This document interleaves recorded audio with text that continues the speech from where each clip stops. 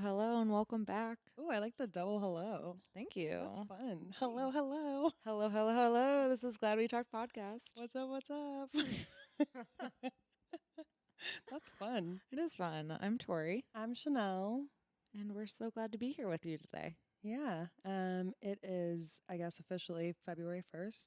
Woo! It is Black History Month. All month long in February. Wow. How are you feeling this Black History Month? I'm feeling good, but sad. But I know you and I have sat down and kind of talked about a few things that we want to bring to the podcast this month. So, I'm excited to bring a little bit of those topics. We want to highlight some Black owned businesses this month. Yes. So we just have lots coming up that, is more on the exciting side and more of the celebratory of Black History Month. Isn't it really exciting that you can call yourself a Black female creator? It is. I love that. And I never thought about that until right now. So, Wow, really? yeah. Wow. So thank you. You are the change you want to see in the world. Yes, Queen. You are the voice giving inspiration to other people. Oh, Tor, stop. It's I'm amazing. blushing. Thank you. And we're going to talk a little bit about how I got here. Yeah. This episode is all about Growing up. as Chanel. Okay, as us.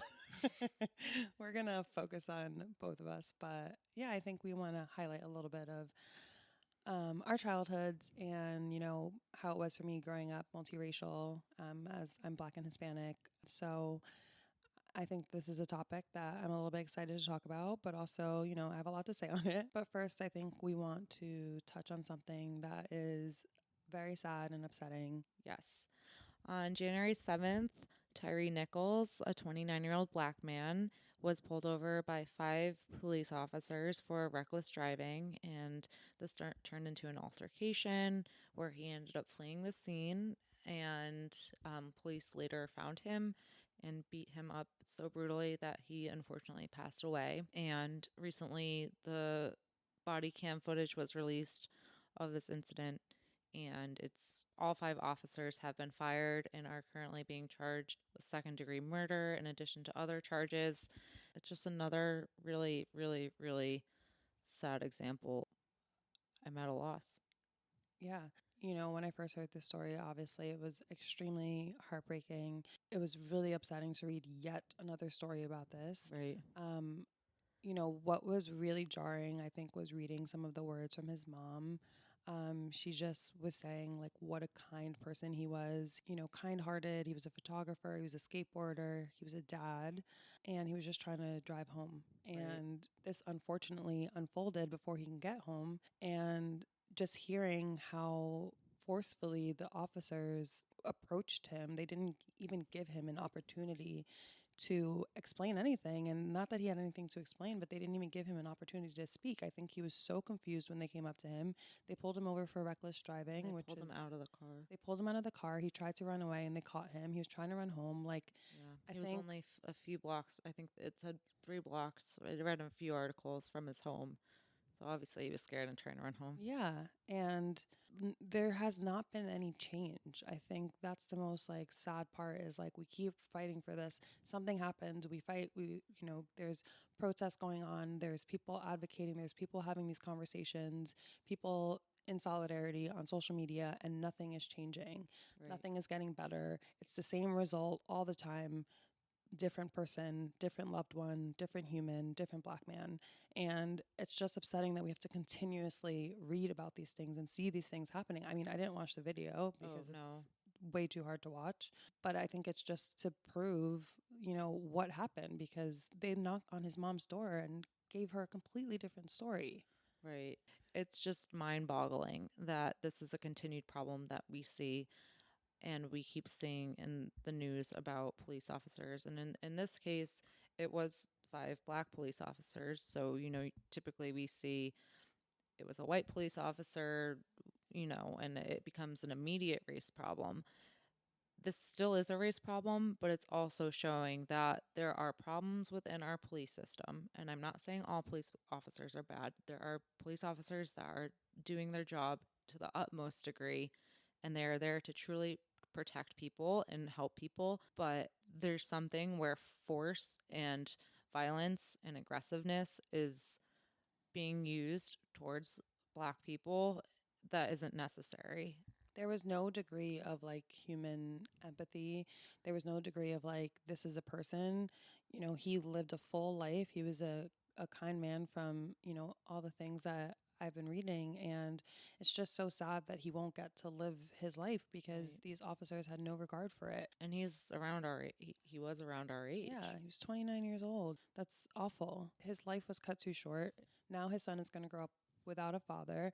And it's just upsetting that we have to continuously go through these things and not feel like anything is getting better. Right. I was listening to a podcast earlier called The Breakdown with Sean King. It's a really great podcast that unpacks the most important stories of injustice, racism, and corruption. And it also tells you who's fighting back and how you can support and join them with the practical action steps. Yeah, you showed me this podcast today, and I'm like immediately add to lists and I immediately started gave it a listening. 5-star review Yeah, me too. and started following it because it's like everything he covers is daily and it's a 15-minute episode, so it's really quick. You can feel on top of current events. You can hear it from a black man talking about this, and what he was saying was that we're beyond the point of justice and protest marching. You know, if you ask anyone that's lost a loved one in this type of situation, so like a George Floyd, a Breonna Taylor, their family, what do they want? Tyree Nichols, they want their loved one back. So what do we need to do to make sure that our loved ones come home? Right. We need to prevent the next family from missing their loved one. Like, this can't continue. I'm immediately going to start listening to this podcast because I think when this news broke out, I was like, I need to be more involved. I want to be more involved in this conversation, in, you know, fighting for change, whatever that looks like. And I want to listen so that I can know how I can help because right now, you kind of get like a feeling of helplessness. It's kind of like, what can I do? Like, how can I make a change? How can I help this situation? It's really hard to find the right words. It's really hard to talk about this, but I think for both of us, we both said we want to do something. We can't just sit back and do nothing. And I think having this conversation is kind of like a first step for me. Right. And having this podcast too, and giving this conversation the space, conversations like this, and especially, I'm not trying to put this into your mouth, but like having your voice be heard Yeah, and talking about what we're going to talk about today is a step of actionable change. completely. And I, you know, heard the story and I was really moved. His family is doing everything in their power to get justice for him. Because of that, they have to take time off of work. So they set up a GoFundMe in his honor. It's going to help with their expenses as well as building a skate park that they want to Oh, do in his honor. And just, you know, fighting for justice is not cheap. It's very expensive. I'm sure they have many lawyer fees and right. legal fees and, you know, all of that. So the GoFundMe page is set up. We can link it in our bio. And I donated today and hopefully, you know, you guys can check out the page and feel inclined to do so as well. I donated too. Great. So I'm glad the both of us did that. And for the rest of the month, I think we definitely want to have more conversations around race, especially for Black History Month. Yes. And it's one of the many things that we want to talk about on this podcast. We talked about this since we started the podcast that we wanted to talk about race. And here we are. Today is our We are. first race episode. Mm-hmm. How are you feeling? I'm feeling nervous. I'm feeling Me too. I'm feeling like, you know, I'm looking forward to kind of talking about my experiences um, because I don't think I do a lot. Mm. So I think this will be interesting for me. It is already interesting. You don't talk about your race a lot, and it is true. At least not for me, because this is our friendship. We've talked about it a lot, but why do you think you don't talk about it a lot? I think I do. I think I do mention it. I probably just don't go into depth a lot. And I think maybe I do more so with family. Mm. But I think with friends, like, it's just not a topic that comes up very often. Like, Right. and I think Do people? also people are treading on, like, you know, what's appropriate to ask and what's appropriate to talk about these days. You know, no one wants to be insensitive. Yeah. I'm always willing to talk about something, and you know, I'm an open book. I just think it's not a topic that is often Given space. given space. Yeah, Yeah, that's definitely why I'm a little bit nervous too. Is, it's hard. We do talk about it, and you're a safe sounding board for me Yeah. to express myself and concerns around this topic. And you've always been so graceful about having these conversations with me. And it's been a really good thing for the both of us, I think. And hopefully, our listeners will feel engaged and part of this conversation too, and will take away a new understanding and appreciation for relationships they have with other people as well. Yeah. So I think we both want to talk a little bit about how we grew up. Yeah. So I guess I'll start. Yeah. Okay. So if you haven't listened to episode 1, Yeah. where we introduce ourselves, Chanel, where did you grow up? So I grew up in New York. I grew up in like the Yonkers area. I went to high school in the Bronx. I am definitely have mentioned it before, but just, since we're talking about it, I'm half black, half Puerto Rican. So if you were ever questioning who is who on the cover, I'm just kidding. That Chanel is that one. And I grew up with my mom. My parents are divorced. Okay. My dad is black, my mom is Puerto Rican. So I grew up with my mom, and I grew up with a lot of Spanish influence. My mom was always listening to Spanish music, like Mark Anthony Saturday mornings. And my mom speaks Spanish. She spoke Spanish to me when I was growing up, but Did you speak Spanish? I didn't pick it up. Hi, Chanel's mom. It was, it was really. I remember telling her, like, when she would speak Spanish to me, I'd be like, Mom, stop speaking Spanish to me. Little did I know that this would bite me in the butt later. But I think I was just trying to fit in. Like, everyone just always spoke English. I was like, Mom, stop. Like, I just want to, be like everybody else. So, Right. That's a really real thing for anyone that comes from a different nationality. Not that it's the same thing, but when my great grandparents came over and were raising my grandma, they were Italian. They spoke Italian. My grandma spoke Italian, but they really didn't teach it to my mom because you want to assimilate and fit in. Exactly. So I think my mom really tried, but it just wasn't sticking. And it's one of the moments you'd be like, "You were right, Mom. Yeah, I should have learned." Mom, you're right.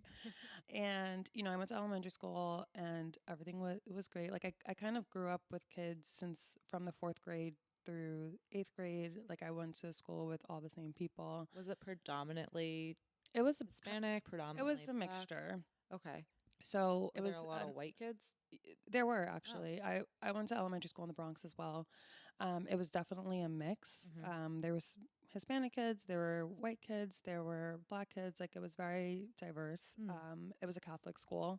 And I think because I kind of grew up with them, we were all just friends. Like everyone was friends with everybody. We were so young too. Like you don't really look at race like that. Like when you're just like, these are my friends. Like racism isn't something that you're born with. It's something that you're taught. Right. And I think that was proof of it.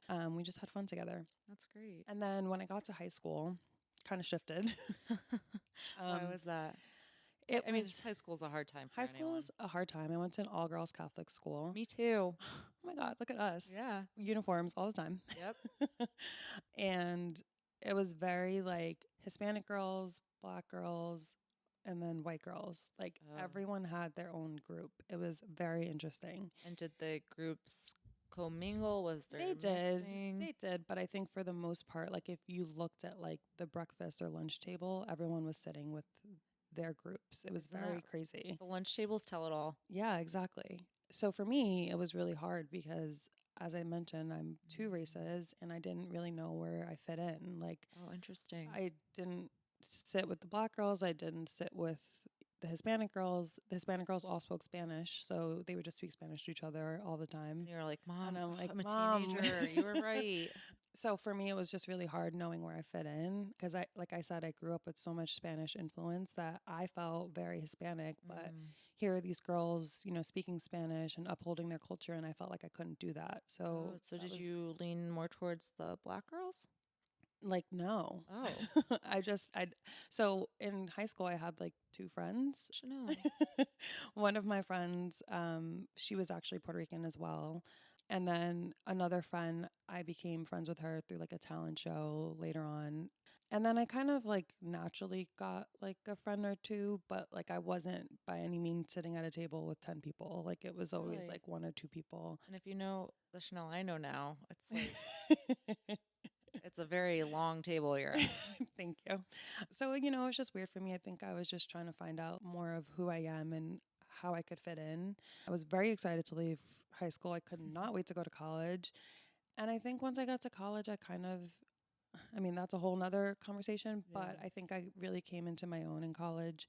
I met so many people. I went to Marist. It wasn't very diverse. So what was the Um, breakdown there at it's Marist? like 97% white. Oh, okay. Yeah. But there was also a lot of girls who were Hispanic that I met as well. I started dating someone freshman year. He was Dominican. Like, Okay. I had a Hispanic group that I hung out with when I kind of wanted to feel that like home Mm. feeling. I actually remember one of my friends one time telling me that I was fake because, What? yeah, I'm not really friends with her anymore, but You if you could just see my reaction. you're My like, whole what? face just dropped. Because she said, like, when I'm with them, I'm one way, and when I'm with the Hispanic girls, I'm a different way. And I took that to heart and I was like, am I fake? Like, blah, blah, blah. And I think it took me a while to realize that, like, sometimes when you're with a group of people who understand your culture and who, like, understand how you grew up and where you grew up, you just are a different way with them. I get that. Yeah, you're just like, I mean, not me personally, but I understand what you're saying through yeah. other people. One of my really close friends, Matt, shout out Matt. He probably doesn't even listen. So hi Jen, his wife Jen. You know, I grew up with him and I'm not trying to interrupt you, but he's Dominican and Italian Mhm. and a few other different European races, and a little black too. And he was He's got more going on than me. yeah, he's got a lot going on. Yeah. But I actually didn't realize that he wasn't white until later in life and that he Mm. was Dominican and black and had this background. But now that he's gotten older, he started to lean into that and I've seen that in him and his family and it's great to see. But I understand what you're saying. Like when you're around those people, it brings it more. It's almost a safe space. Yeah, I think I still can't explain it, and I'm not sure if people listening who are in similar boats as me can understand. But when you're with a group of people who understand you on a different level, it's just a different side of you that comes Hmm. out. I'm still the same person. It's just like what I talk about and stuff might be different, and I might react differently to certain things, but I'm the same person. Right. I mean, if you were going to talk to me about, I mean, we do talk about things, but there's things I'm just not going to understand about Right. being black or being Hispanic that maybe you don't want to talk about with me or you don't want to let your hair down in that type of way around Hmm. me because I mean, I don't think it's true, but I'm just saying for an example, it's not going to be as embraced the same way Yeah. And as it it's just would with someone who can it's just people who can relate a little bit more closely to you. And she would say that like I had a different voice and I think like the girls from that I hung out with were also from the Bronx. And I think when I was younger I had a little bit of an accent. I So would when I love to was have known that. when I was with them like it came out a little bit, but if I'm around someone from London, I'm like out here in a British accent. I think You're like, like "Hello, governor." it just reminded me a little bit of home, and like when I was around them like it just came out Yeah. like, and I've spoken to one of my friends about this. She's from Brooklyn, Hmm. and she's like, I completely understand what you mean. She's like, when I'm with my girls from Brooklyn, like all of a sudden I have this like thick Brooklyn accent and I'm talking to them, and like I don't even notice it. And she's like, sometimes when I'm with a different group, like it just doesn't happen, I like. get it. And it's not that you're being fake, it's just like a different side of you that comes out. Everyone has different sides, everyone's multi-layered. You can't put one person in a box and say like this is what you should be, this is what you are. Right. Like everyone has so many layers to them. And especially for someone who came from a background of like struggling to know who I am and like how I fit in, that comment really shook me at a time that I think I was still trying to figure that out. Right. You were a young woman Yeah. just coming out of your teenage years, beginning your early 20s. That's hard. Anyone, if you ask anyone who they are during that time, Yeah. you don't really know. Yeah. So, yeah, I think that's like the short of it for growing up. So I'm just going to call out something I've noticed. Okay. You talk a lot about your Hispanic background, Yeah. but you don't talk about your black background. I think it's just because of how I grew up, and I grew up with my Hmm. mom, Right. and the girls that I was around were more Hispanic. Hmm. So I just grew up with Hispanic friends. I grew up with my mom, my grandmother. My dad is definitely around, but he wasn't there in the household with me. Right. So I didn't have strong Black influences around me my whole life. I had my aunt and my cousins, and I definitely saw them. But it's a struggle when, you're two races, you're like trying to identify with one or the other. And I think what I've learned, now being in my 30s, I really embraced both sides of me in a nice way. I think when I was growing up, I didn't know how to do that. So how did you learn to embrace the African American Black side? To be honest, I think I didn't have a strong pull toward that because it just wasn't in front of my face. I think as I've gotten older, like the conversation around being Black has been so much more prevalent that I think I've leaned into it a little bit more. Like I've been trying to figure out more about my culture. I did the ancestry DNA thing because I like You wanted did? to know my background. What Yeah. did it say? I was like 17 things. Oh, really? Oh my God. I Yeah. had no idea you did it. I am so Yeah. curious. Wait, can we pull this up? I love Ancestry and Me. Is that what it is? Or I just make Just one up? ancestry and 23andMe. There's Oh, two different ones. Ancestry and Me. I just totally made that up. I'm like, okay, this is your new Glad We Talked. Glad I found out what I am. So the top one was Spain Oh, with oh. Well, that makes 14%. sense. Okay. There's like a whole story about like Spain and like the people from Puerto Rico settled in Puerto Rico. The next one is like Cameroon, Congo, and Western Bantu peoples, and then Oh, Germanic Europe, and then German? yeah, Dutch? Wow. yeah, Dutch and German, yeah, 13%. Who knew? Nigeria, and then Puerto Rico is 8%, and then it just goes down like lower percentages, like Portugal, Senegal, Norway is 2%. Whoa. Wow. That's so super interesting. Yeah. So I didn't know there was so many layers to it. Obviously, there's so many places like my family came from, and I didn't even know. So yeah, I think as I've gotten older, I'm just trying to really embrace both sides of me because for a long time, it kind of felt like I should be ashamed of being Black. Really? Well, yeah. I mean, you're so Sorry. surprised. I mean, Because think no, about the racism that goes on. I You don't know. feel proud to be, like it's really hard to like stand your ground when there's so many people who are advocating for the opposite for you. Like they don't want you to succeed. They don't want to see what's best for you. How am I supposed to, grow up feeling empowered and beautiful and great when that's not what you see in the media? That's not what people are telling you. It's like really, really hard to Wow. embrace that side of you when everyone else is telling you that's not the right way I to feel be. so bad for little Chanel and current Chanel.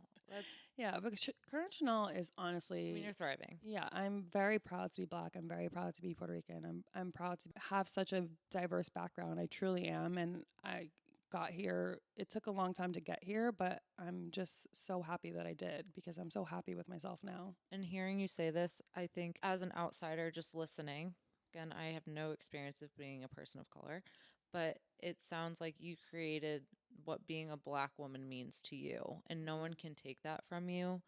But at the same time, I could see where there would be a standard of this is what a Black woman is. This is who a Black woman is like, what she represents. And if you don't fit that mold, that's another layer of a standard of who you should be. Hmm.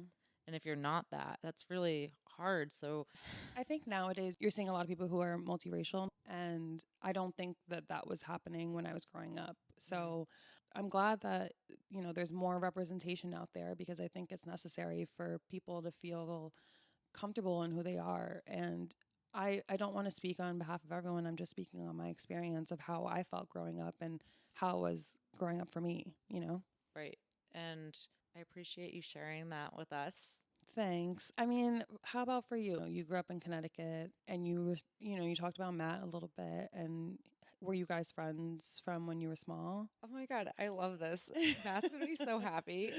So, he was actually the birthday I went to a few weeks ago when I was doing dry January. Hmm. So, and I didn't give in.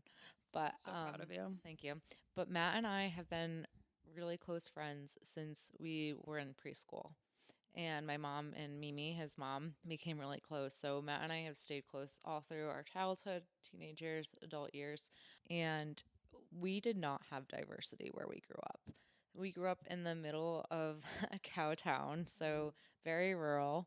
I wasn't exposed to that diversity, which you mentioned. And when you were talking about having different cultures and groups at such a young age, I think being in New York and hearing your experience, you were able to embrace more diversity than I was at my age when we were probably equals in elementary school and whatnot. As I mentioned, Matt is more diverse. We didn't have that representation in our school. We didn't have other black kids. We didn't have other Hispanic kids, really. We didn't have that many Asian kids.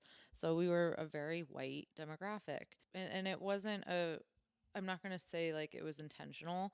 I think that's a reflection of segregation in the United States and how society kept white and black people segregated in many ways. And so it's a reflection of the socioeconomic ladder and where it kept people kind of segregated even into well after the civil rights movement. So it wasn't by choice, my mom grew up in a very diverse neighborhood. There were a lot of black kids that went to her school, and for her, racism and segregation didn't really exist. I'm sure it did in different ways, but she was very exposed. And it wasn't until I really got to high school where I went to an all girls private school where there was more diversity. And there were definitely more Hispanic girls and more black girls. And it was a good opportunity for me to step out of this very rural, very small town and see the different cultures and different races and different just groups of people that coexist. And I'm not going to say it was 100% extremely like diverse, but it was an exposure that I needed and I wouldn't have gotten if I had continued to go to the same school within my small town. So diversity for me and seeing different races was mostly through books until high school. Yeah, and like as you were saying that too, I was thinking like that's why I think it's so important for there to be representation. I mean, I think when we were growing up, mainly the media and the magazines that we were reading, like there was none. Right. But I think like now when like more than ever, like it's so important, like especially with social media, for there to be representation across like, movies, books, TV shows, social like everything, because people who aren't exposed to diversity from a young age, like I think it's so helpful for them to go online or watch a movie and see different cultures and races represented in what they're watching, to like normalize it, because Sure. you grow up in like a bubble almost, and then you're exposed to the world and you're like, wait, this is not what I grew up with. Right. And I definitely grew up in a little bit of a bubble. But that representation, like I do remember watching some TV shows. I like it's unfortunate, but like Little Bill. Oh, little Yeah, bell. but Yeah, you it's know, important. yeah, I remember Little Bill. I remember from American Girl dolls, but I remember very specifically in 6th grade was when we started learning about the civil rights movement. And I didn't understand what racism, I understood racism and I understood there were black people. I understood all of that. But I didn't understand that black people were dying because of the color of their skin. Which is why it's so important to teach this in school. And for those states that are trying to take it away, Right. they should really think twice, because this is, you're saying now, how you learned about so much of our past. And I believe that's where it was kind of sparked in me to understand this injustice was in 6th grade and learning about the civil rights movement, learning about slavery, because when you're a kid, those are really hard topics and they're still hard topics, but you're not going to necessarily talk to a 4-year-old about slavery Right, or right. things like that. So when we were molded enough, but these conversations have to be happening sooner because we did have a few black girls. There was one in our school I remember, and the kids weren't nice to her, That's and really it sad. was really sad. And looking back as an adult, like I never was mean to her. I never, you You're know, not a mean I'm person. not a mean person, but I know I saw people that weren't nice to her, like making fun of her hair or, you And then know, you ask me why I think people make you feel like you're ashamed to be black, and this is yeah, why, because the girl was bullied for just being being who who she she is. was. You can't And change that. that's insane to me, to think that she went to a school and grew up for being bullied because she was of a different race. Like that's, Yeah, I mean, it's insane for me because I went to school in New York, and like I said, I grew up with such a diverse group of kids, but this is happening like in so many places, probably still. Right. And there needs to be like more education and more exposure around it. But Yeah. to be honest, I think for a lot of families, they don't want to do that. I don't know why they don't want to do that. And I think it's because they're afraid, and you're afraid of things you don't know, and you're afraid of things you're not educated on. So it's really a disservice to kids growing up to not have these conversations, not speak about empathy and compassion, equality. They're happening more now. And I will say my school felt, looking back, definitely was more progressive. And I'm really appreciative that they educated us so well on these topics, because as an adult, it gave me a foundation on how to approach people and with compassion and empathy and with a mindset towards equality. Yeah, I think that's important. Like knowing you now, you would never think that that's how you grew up. And I think Oh, that's a thanks. testament to like your parents. Like it's more than just, the media. Like you said, it starts in the home as well. And I think, I've met your parents, they're lovely people. I think it starts at home. I think it also starts with like being exposed to different things at a young age, like you said. So you're right. Like the conversation needs to be happening sooner. Like we can't be waiting until like 12th grade and to have these conversations. For me, my parents grew up at the end of the civil rights movement. So they were born in 1960. So they were born into this wave of change. Right. And it's still, you see the rippling effects of how it's happening. Hmm. And I feel like we're still in the civil rights movement. I I, feel like we're still fighting for the same fight. Obviously we've come so far since then. I'm, being dramatic because today you're not being is, dramatic, because there are effects and from the civil rights movement and from slavery that still affect us. yeah. I mean, People don't want to admit that, and they don't, because they're not educated on it. yeah. We're still fighting a fight. We're still protesting. We're still having these conversations, which, sometimes I feel like it's going backwards. You do. And we need to be moving forward. We need to like be moving to a place where change is happening and it's making an impact. We can't like I just don't get it. Like it like blows my mind all the time. Like and I know I'm more of like a very open-minded person and I embrace and accept people and I feel honestly bad for people who don't live their life that way. It must Yeah. feel so tiring to hate someone just because of how they look. How exhausting. You're right. It's really hard to carry any hate in your heart, and it weighs on you, instead of, it's so much easier to be loving and accepting, and it feels better, I Yeah. think. Like, look at this wonderful friendship and, space we've created for each other because we're both two people who are open minded and who appreciate the differences in each other instead of hating the differences in each other. We've built such a strong connection on that. And I feel sorry for someone who won't experience that because they're so close minded. Right. And while you were saying that, it reminded me of when people say, I don't see color. Yeah.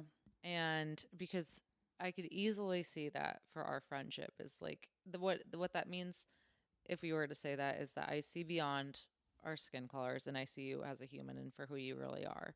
And but that's not always what it's meant. In a way, it's almost like ignoring the fact. Yeah, I mean, I think it shouldn't be ignored. It should be embraced. It shouldn't be like, oh, I don't see color. It should be like, I see you for who you are and all of it. Like, I see Right. you for the strong Black, multiracial, Hispanic person that you are. I see you for the strong Italian woman you are. Like, Thanks. you. And Irish and Scottish and French Yeah. Canadian and Polish. Sorry, gotta fit those in too. Yeah, there you go. She's multiracial too. And Wonder Bread. It shouldn't, like you said, it shouldn't be ignored. Like, I think I appreciate people who say that because it's like it's coming from a well meaning place, I think. It's just, it's not how we should be looking at it. We should be saying, I do see color. Yeah. And I Mm, embrace it right. and I love you for it. Oh, that's nice. But yeah, I think for both of us, obviously, growing up was very different. But here we are on the same couch talking. I know. It's a beautiful thing. Yeah. Being able to embrace your story and who you are and learn more about you. Hmm. It's every time I hear you talk about your culture, I get excited because it makes me feel good knowing that you're happy in who you are and you're wanting to share with that with me. And that's a privilege to have a friend that's loving and supportive and wanting to share who they are with you and the full sense of who they are. They're not hiding things from you, which Yeah. you and I don't hide anything from each other Yeah. anymore. And I Literally nothing. anymore, I don't think ever. Yeah. It's truly unique, and I hope listeners are taking this too and getting a sense of that excitement that we share for this conversation. And you're excited for Chanel and every Black woman you know or Hispanic woman you know in your life, to recognize them and appreciate them and see them. I think conversations like this is what helps confidence grow. I, wish I had podcasts when I was younger to listen to be like, oh, you know what? She's embracing who she is. She's, two races and just like me. And like, I just can't emphasize enough how important influence and representation is, because I think it can really make or break someone who's growing up trying to find themselves. And that's why I want to have these conversations, because I want someone to know that, like, it's not easy all the time and you will struggle and you are trying to figure out who you are and what the right answer is. But when you get to a place where you're comfortable with yourself, it just feels really good. And I honestly attribute it to everyone in my life. The support of people in your life is, we've talked about it before, is just so important. I've just had amazing, amazing people, from my mom, my brother, my aunts, my cousins, everybody just lifting me up since I was little, just trying to help me become the person I am. So, What advice would you give a little Chanel out there? I'm gonna cry. We promised the people tears. Do you guys want to see I'm Chanel cry? so emotional today. Like, It's okay. I haven't stopped crying. It's been a lot. I mean, this is a very emotional topic. Yeah. Little Chanel, you'll be okay. It'll all work out. One day you'll be fully happy with who you are, and you'll find yourself, and you're gonna be okay. You can cry if you want to. Is this therapy? Like, It is. am I in therapy right now? After we did a whole episode, the last episode on your friends aren't your therapist, you should find a therapist. Wait, I want to ask you the same question. What would you say to little Tori? Little Tori that is curious about learning about diversity and what that means. Keep reading, keep researching, treat people with empathy as you feel you should. Keep educating yourself to be an ally when you're older and support your friends, to support your Chanel. You gotta do your part. You gotta read. You gotta stay educated. So keep doing it. I think she would appreciate that. She's like, thanks, girl. Thanks, Big Tori. I hope so. I mean, education is key in this situation. As a white person, you, if the best way you can support those around you that are a different race, different culture, is by educating yourself, having these hard conversations, Listening to these hard conversations. right. And that can be a hard thing. Yeah, listening is really key. And Yeah. that's how I'm kind of approaching this episode. I appreciate you asking me what it was like, but this is really the space for your voice, fellow Black women's voices. This is the time to appreciate Black women, Black men, Black culture in America. Thank you. Appreciate your support and your friendship and you. And this has been therapeutic, surprisingly. I just finished a therapy session. Like, my therapist should learn a thing or two from this episode. Oh, thank you. I think, this month we definitely want to highlight some more important topics. And not only this month, but throughout the year. I think, we don't want to stop talking about this. It's obviously important to me, and it's important for you. And, I hope everyone listening got something good out of this. Me too. And also, I want to mention that book that you wanted to get it for me. And then I was like, I'm just going to buy it on my Kindle. Yeah, you're like, I don't want to carry the book around. So I have the hard copy. You have the Kindle version. I downloaded it. It's called Professional Troublemaker by Lovey Ajayi Jones. It's called The Fear Fighter Manual. Yes. And I thought it would be a good book for us to both read. She's a Black female author, and the book is about how to tackle fear and kind of live your wildest dreams and achieve all the great things you want to in life. I love that. I'm excited to read this book. I feel like I hold myself back a lot of times because I'm so scared of the outcome or scared of putting myself out there, like we talked about in our Yes. episode 3. I'm just excited to read this. I feel like she's a New York Times bestselling author. Yes. The book has gotten great reviews, and I'm excited to like read it and feel empowered and like ready to take To be a on the world. troublemaker? Yeah. Yeah, we're gonna both be troublemakers after this, so watch out. Yeah. So we are going to read it and we'll talk about it on the podcast. Yes, and if you're interested in purchasing the book and reading it with us, you can find it on Amazon. It's Did we just start a book club? oh my god, we just started a book club. Oh my God. If you want to do the Glad We Read This Yeah. book club. I love this for us. Oh my god. Okay, so it's You have 3 to 4 weeks to read this. yeah, or longer. Or longer. There's no rules on this book club. We're just going to tell you about it Classic eventually. me setting rules. Right? Tori's like, we'll read it when we read it. I'm like, you have 3 days. So, okay, we need to start a website too. I know. Because so far we have Glad We Talked, obviously the podcast. Right. Glad We Worked Out. Right. Glad We Read This. Right. Which we just created 2 seconds ago. Right. What else do we have? Glad We Talked With. Oh, yeah. Glad We Talked With. That's our interview episodes for the podcast. Yeah. So, it's just really becoming a full Glad We situation. Glad. You know how people say gladly? Yeah, Glad We. Glad We. Oh, God. A lot's unfolding here. That sounds wrong. So, join our book club. Read Yeah. the book with us. Disrupt the world. Oh, my God. We have 2 books in the Be book a club. Fear fighter. What's the other one? Oh, the quit drinking. The Quit Like a Girl. Yeah. Have you finished that? I'm on my way. Okay. My Kindle says I'm like 80% done. Okay, great. When you're done, we're going to talk about it. Our January's over, but I'm still. No, it's not over. Well, when this releases, it is. Oh, yeah. It'll be the first. Yeah, I'm almost done with Dry January. Don't want to ring the bell too soon, guys. But you crushed it. But I did it. I'm very excited for you. Nailed it. We can unpack this next week. Yes. So we can hear all about your Dry January journey. Like, I'm just so excited for this book club. I know. I'm excited to start the book. I think I'm going to start it this week. Perfect. Me too, once I finish my other book. Perfect. So on that note, I think that's our episode. Do you want to plug all of our things? Yes. As always, follow us on Instagram at Glad We Talked Podcast. We just started posting. We're on TikTok. So follow us at Glad We Talk Podcast on TikTok as well. Email us at gladwetalkpodcast@gmail.com. Again, we're talking all Black History Month this month. So if you have any questions, thoughts, topics, Black-owned business recommendations, send them our way so we can talk about them. Did I miss anything? Our email? Did you say that? I did. Okay, great. Then we're good. Yeah. And we'll link a few things in our bio, as always. And I'm glad we talked. I'm glad we talked too, Chanel. Bye. Bye.